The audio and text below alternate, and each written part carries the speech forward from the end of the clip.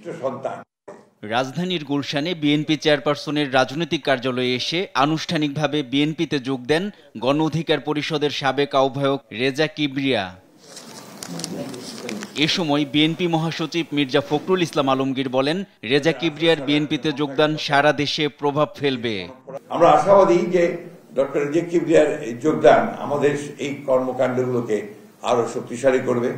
বেগম খালেদা জিয়াকে সুস্থ করে তুলতে দেশি বিদেশি চিকিৎসকরা চেষ্টা চালিয়ে যাচ্ছেন বলেও জানান তিনি।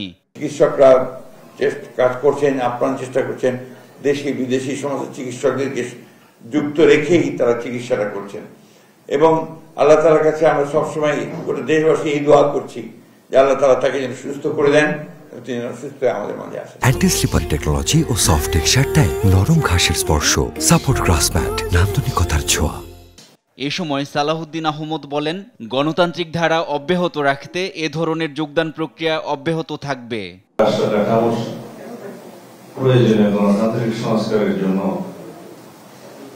আমাদের প্রয়োজন অনেক মেধাবী নেতৃত্বের। আমাদের এই গণতান্ত্রিক যাত্রায় যেটা আমাদের মূল লক্ষ্য, জাতির অর্থনৈতিক মুক্তি এবং গণতান্ত্রিক সমৃদ্ধশালী একটি বাংলাদেশ বিনির্মাণের জন্য আমাদের এই ধারা অব্যাহত থাকবে। নতুন বাংলাদেশ বিনির্মাণে তারেক রহমানকে সব ধরনের সহযোগিতার প্রত্যয় ব্যক্ত করেন রেজা কিবরিয়া। বিএনপি এখন যে নেতৃত্বে আছে, ভারপ্রাপ্ত চেয়ারম্যান তারেক রহমান সাহেব, আমরা সবাই ওনাকে সাহায্য করব একটা নতুন বাংলাদেশ গড়ে তুলতে। এর আগে রেজা কিবরিয়া গণফোরামের সাধারণ সম্পাদক ও গণ অধিকার পরিষদের আহ্বায়কের দায়িত্ব পালন করেন। এনআই নাহিদ, দেশ টিভি, ঢাকা।